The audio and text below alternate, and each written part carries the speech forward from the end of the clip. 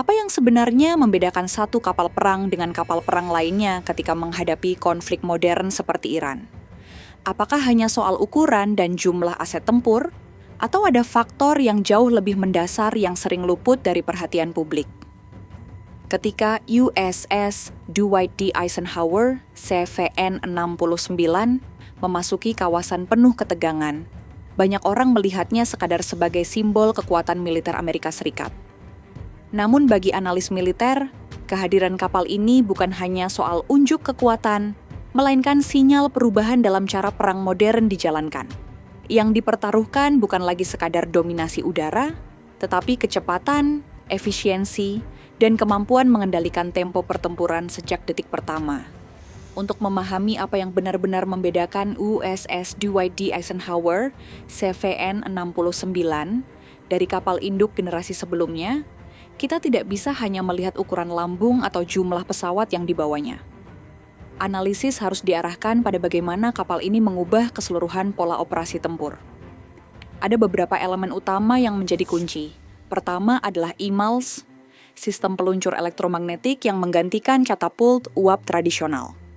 Kedua, radar generasi baru yang mampu mendeteksi dan mengelola ancaman dalam skenario multitarget yang kompleks. Ketiga, kemampuan sortie rate atau ritme peluncuran dan pemulihan pesawat yang jauh lebih tinggi dibanding kapal induk sebelumnya. Semua aspek ini menjadi penting ketika dikaitkan dengan konflik modern seperti Iran, di mana kecepatan respons dan efisiensi jaringan tempur menjadi faktor penentu. Jika kapal induk generasi lama masih mengandalkan sistem katapult uap, dengan ritme operasi yang terbatas, USS Dwight D. Eisenhower CVN-69 membawa pendekatan yang jauh lebih modern melalui EMALS, Electromagnetic Aircraft Launch System. Perbedaannya bukan sekadar teknis, tetapi menyentuh inti efisiensi operasional. Sistem ini menggunakan tenaga elektromagnetik yang lebih stabil dan presisi sehingga peluncuran pesawat menjadi lebih halus, responsif, dan konsisten dalam berbagai kondisi. Dampaknya sangat besar. Tekanan pada struktur pesawat berkurang, usia pakai menjadi lebih panjang, dan kesiapan tempur meningkat. Selain itu, EMALS membuka fleksibilitas baru karena kapal dapat mengoperasikan spektrum pesawat yang lebih luas, termasuk drone tempur modern yang kini semakin penting dalam strategi peperangan udara. Aspek berikutnya adalah radar. Ford-class menggunakan sistem dual band radar yang menggabungkan kemampuan pencarian area luas dengan pelacakan presisi tinggi dalam satu sistem terintegrasi.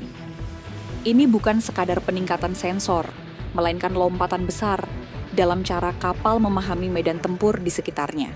Dalam konteks Iran, kemampuan ini menjadi sangat krusial karena ancaman tidak lagi datang secara konvensional.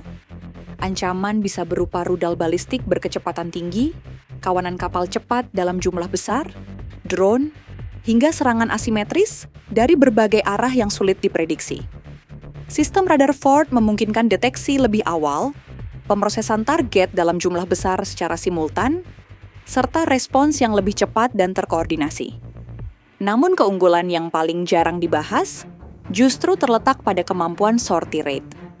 Ini bukan sekadar angka statistik, melainkan ukuran seberapa cepat sebuah kapal induk dapat meluncurkan dan memulihkan pesawat dalam siklus operasi berulang. Ford-class dirancang dengan dek penerbangan yang lebih efisien, sistem pengisian ulang senjata yang lebih cepat, serta integrasi EMALS yang mempercepat ritme operasi. Hasilnya, kapal mampu mempertahankan tekanan udara secara konstan. Dalam konflik modern, hal ini berarti serangan udara tidak dilakukan dalam gelombang terputus-putus, melainkan sebagai arus tekanan yang stabil dan melelahkan bagi lawan. Yang sering terlewat adalah bahwa teknologi di USS Dwight D. Eisenhower CVN-69 tidak bekerja secara terpisah. Semua sistem dirancang sebagai satu ekosistem tempur yang saling terhubung. EMALS mempercepat siklus peluncuran. Radar memperluas kesadaran situasional. Dan sortie rate tinggi menjaga tekanan operasi tetap konsisten.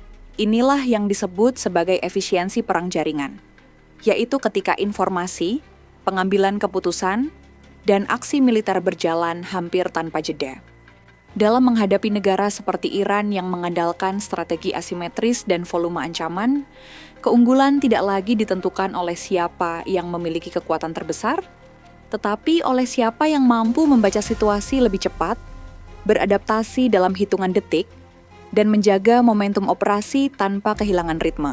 Pada akhirnya, pertanyaan tentang apakah USS Dwight D. Eisenhower, CVN-69, benar-benar mengubah permainan atau hanya mempercepat evolusi yang sudah berlangsung selama puluhan tahun, memang tidak memiliki jawaban sederhana.